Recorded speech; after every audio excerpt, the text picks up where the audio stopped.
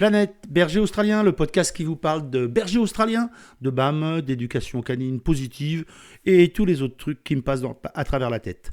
Vous écoutez Patrick Offroy, Doggy Coach, et aujourd'hui on parle de chiot berger australien, l'erreur à ne pas faire.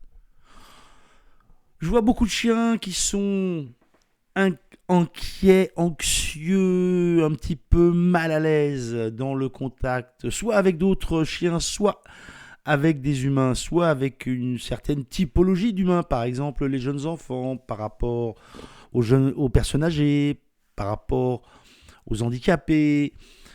Tout ça me met toujours un petit peu mal à l'aise. Alors évidemment, la grande réponse qu'on a tout le temps, c'est la socialisation. Ce pauvre chiot n'a pas été assez mis en contact avec des gens de ce groupe humain ou de ce groupe canin. Et en réalité, la vérité, ce n'est absolument pas ça. Non, la vérité, c'est que le berger australien est un chien intelligent. Comme tout chien intelligent, il a besoin, comme ses ancêtres bergers, il a besoin d'abord d'analyser la situation. Il a besoin de comprendre ce qui est en train de se passer devant lui. Il est en train, dans un premier temps, d'observer, d'analyser. On le voit souvent avec ces moments où ils ont la patte en l'air légèrement. On les voit à peine expirer et hop, la patte redescend. Et là, à partir de là, il peut agir. La difficulté qu'on a souvent, c'est d'attendre, pour plein de raisons, les raisons sociales,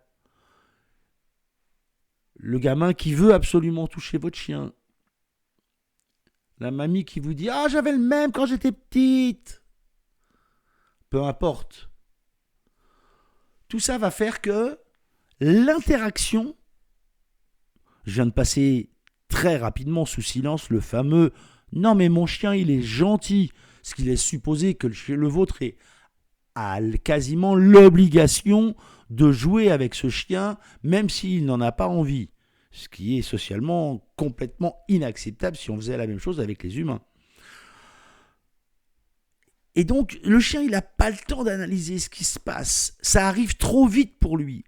Et c'est vrai évidemment pour les chiots. Et donc le chiot qui n'a pas eu le temps d'appréhender la situation ne va pas la comprendre.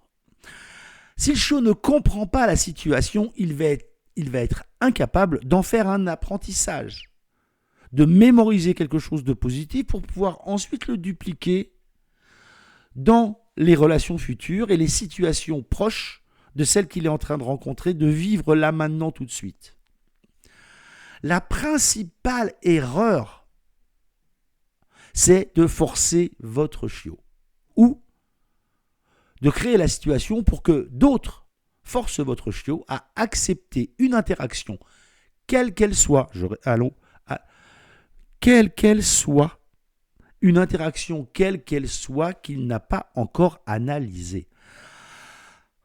Bon sang de bois, laissez du temps au chiot.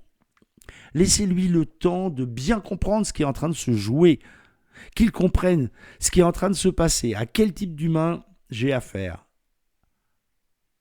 quel type d'interaction il veut. Lui, il ne le sait pas que la mamie va être gentille ou que le gamin va juste le caresser ou que le chien va juste lui renifler la truffe et repartir aussitôt.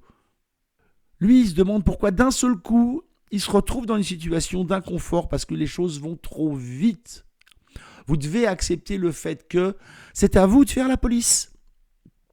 C'est à vous de contrôler les interactions avec les humains et les congénères.